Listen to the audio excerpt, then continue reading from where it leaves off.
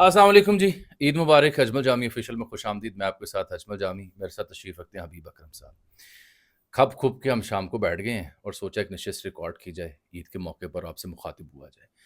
सियासी भी हो सकती है, गैर सियासी भी, मजहबी भी हो सकती है, गैर मजहबी भी, और कुछ ऐसी बातें भी हो सकती हैं जो आपने पहले ना सुनी हो। तो tolerate with us, bear with us. Habib साहब, ईद मुबारक। खैर मैंने मुबारक। कहा ऑफिशियली कह लूँ। थैंक यू वेरी मच, आपका बहुत शुक्रिया जी। मैंने आपसे कई बेतुकी बातें आज करनी है। अच्छा ठीक है, कोई वैसे आप पहले भी तुक से बातें नहीं करते लेकिन चले मैं ही सुनना चाह रहा थी, लेकिन खैर, मेरा ख्याल था कि आज जरा बाकायदा बेतुकी बातें जी करूं। जी ठीक।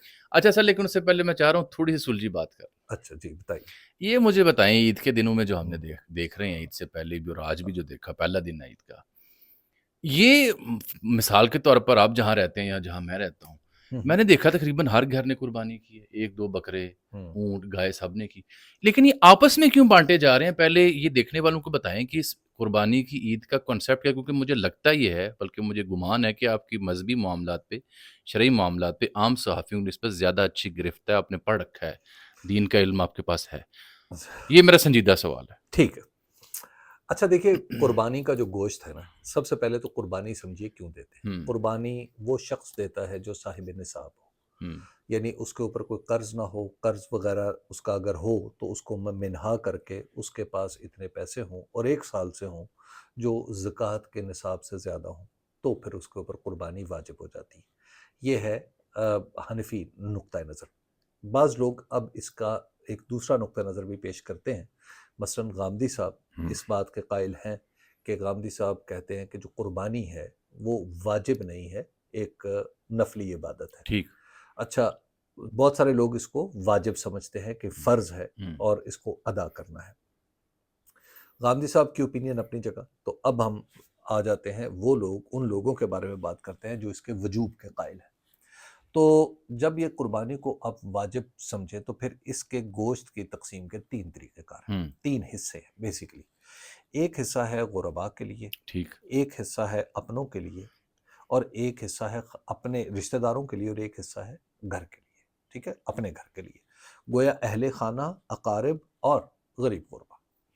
अब यहाँ सवाल पैदा होता है कि बाज़ लोग जो हैं वो गुरबा को नहीं तकसीम करते, तो इससे आपको कोई बदगुमानी की ज़रूरत नहीं है। हुँ, उसकी वजह कि उनके अपने घर में अफराद की तादाद या उनके अकारिब की तादाद इतनी हो कि उन्हें गोश्त की ज़रूरत हो और वो समझें कि जनाब इनके घर भी भेजना चाहिए, तो मैं मेरी राय में ये फ़र्ज़ की अदायगी हो जाती है। हुँ, अगर आप अपने घर में भी वो उसको इस्तेमाल कर लें, अब बशर्ते कि आपका कुनबा इतना बड़ा है, तो वो तो भी इसमें कोई मज़ायक़ा नहीं है। अहम बात ये है कुर्बानी में, वो ये है कि आपने सुन्नत इब्राहीमी को ताज़ा करना है।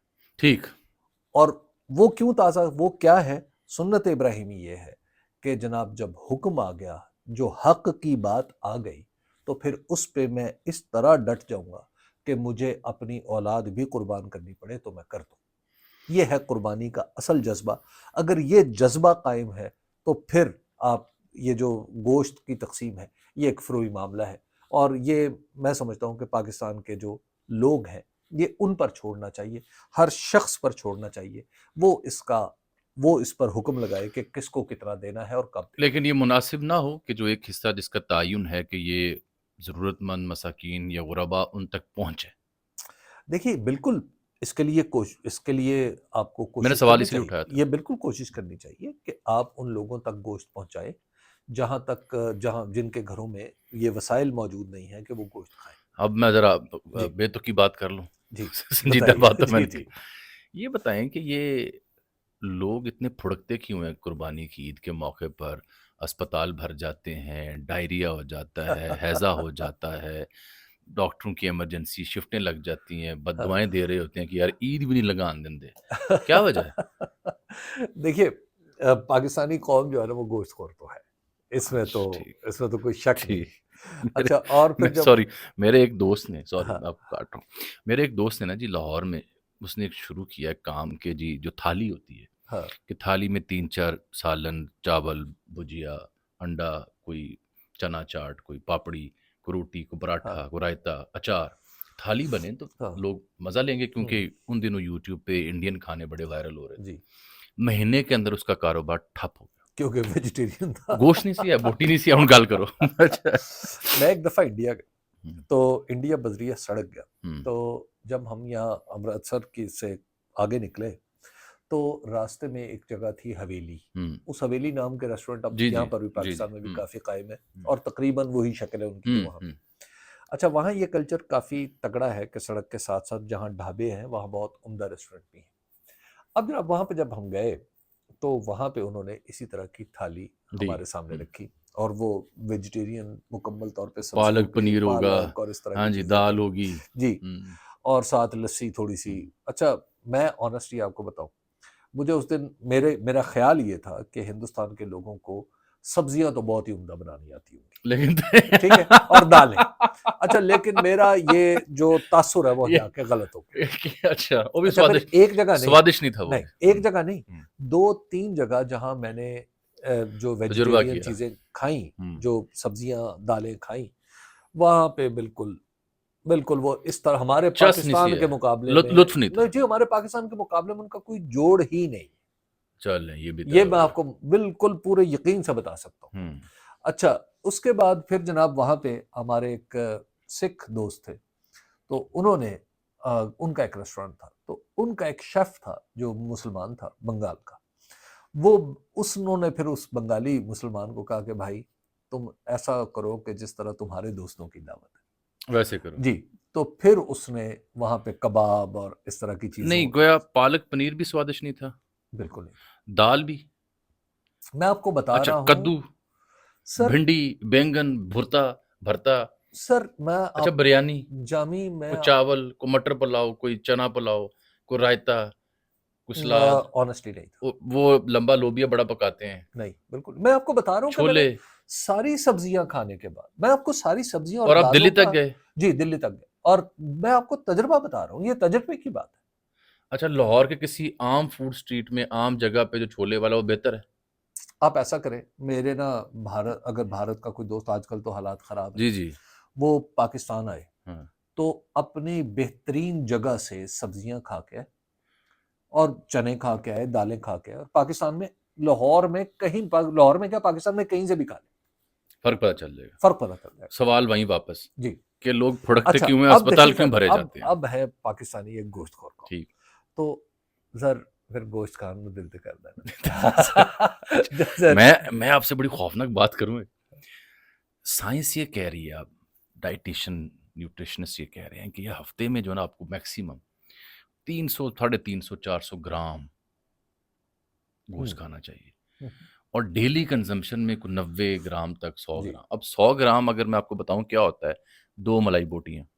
देखिए, ठीक है ना सर? मैं आपको बताऊं, पाकिस्तान में ऑन एन एवरेज, हम्म, जो पाकिस्तान का, अगर आप इस पर तहकीक करें, चूंकि मैं बिजनेस रिपोर्टिंग से वाबस्ता हम्म, रहा हूं, तो इस तरह के नंबर्स मुझे याद है।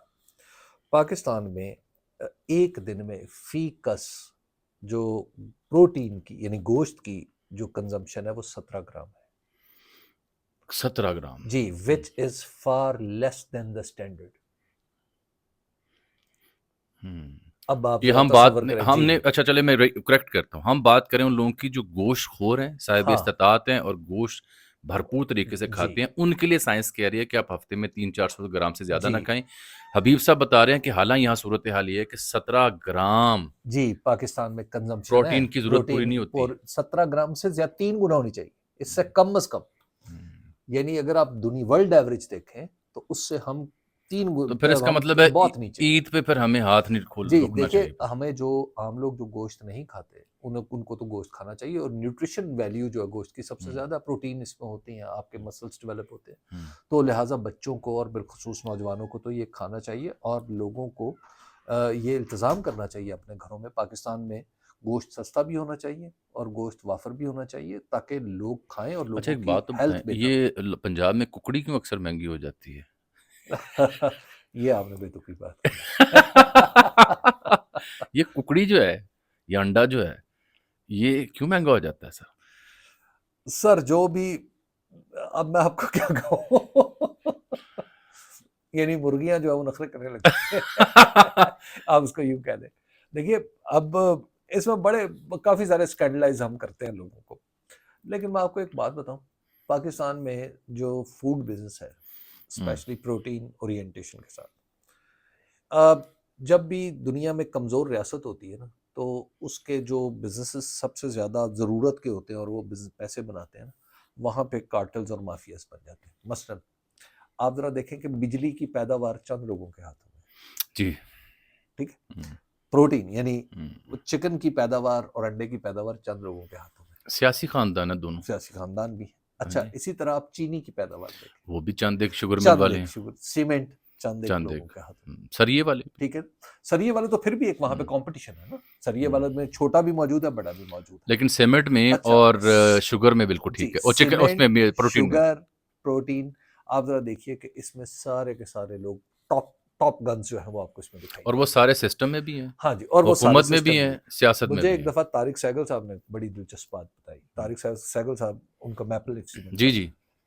तो मुझे एक दिन कहने लगे, कहते हबीब साहब, ये जो शुगर वाले हैं ना, अगर ये चाहें तो आइन में तरमीम भी करवा लें। सर वैसे मैं और आप प्रीवी हैं, करवा सकते जी हैं। करवा सकते मैं हैं। और आप जानते हैं करवा सकते हैं, हमारे के जानने वाले हैं, इस हद जी, तक पहुंचे वो हुए और हर दौर में, जी हर दौर में वो आइन, रिगार्डलेस ऑफ द फैक्ट कि खान साहब जी की गवर्नमेंट है, नवाज साहब की है, जी शहबाज साहब की है, कोई निगरान है, जी हत्ता के निगरान। जी, तो वो आइन में तरमीम भी करवा सकते हैं।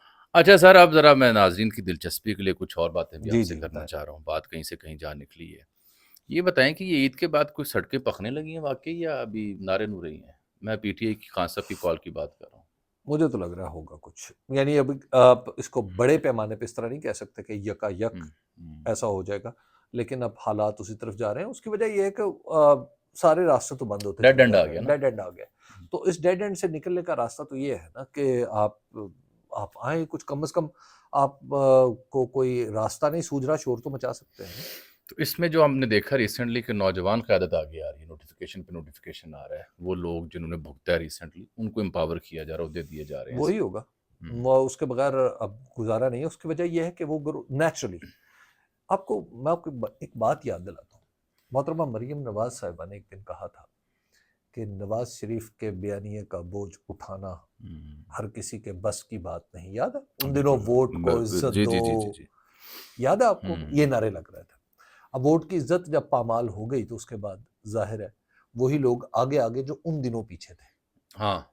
याद है आपको, हम्म। ठीक है। उन दिनों किसी और तरह के लोग आगे थे। ऐसा ही है, तो ये शिफ्ट यहाँ देख रहे जावेद हैं सदीक, जावेद लतीफ साहब कहाँ पे, ये अब नहीं है। हम्म, ठीक है।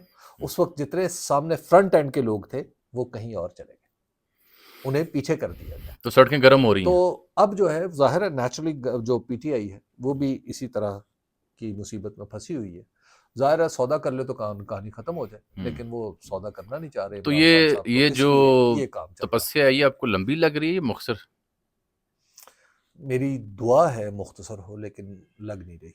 उसकी वजह यह है कि आप पाकिस्तान के अंदर रिकन्सिलिएशन जामी साहब आपस में कर लें, नहीं, आइडियल तो यही है। इससे पहले कि कोई बाहर से कोई करे। आइडियल। देखिए वरना बाहर वाले नहीं, जो हम तो लोग हैं ना, आपके साथ भी जब बैठते हैं तो हाँ, ये बात करते हैं। वो इंतज़ार कर रहे होते हैं कि कहीं आए ऐसा मौका जहाँ पे हम दखल अंदाजी करें और फिर पाकिस्तान को आगे बढ़ने अपनी से मार रोकें, पे, अपनी मार पे होते हैं अपने जब इंटरेस्ट जी पे, अपने इंटरेस्ट उसमें पे फिर होते नुकसान हैं, पाकिस्तान उसमें का। नुकसान पाकिस्तान उसमें का। खान जी साहब का नाम यूज हो नाम सकता यूज हो सकता है, है। जो सब कुछ होगा, तो फिर ये इसलिए बड़ी उस वक्त खतरनाक से बात है। बचें। चले इसको ईद के बाद पे उठा रखते हैं, क्योंकि इस हाँ मौजू पे भी हमने खुल के थर्ड एम्पायर में भी बात की हाँ, लेकिन एक बात मुझे बताएं कि कि आप जो हैं वो ईद आपकी कैसी गुजरी है?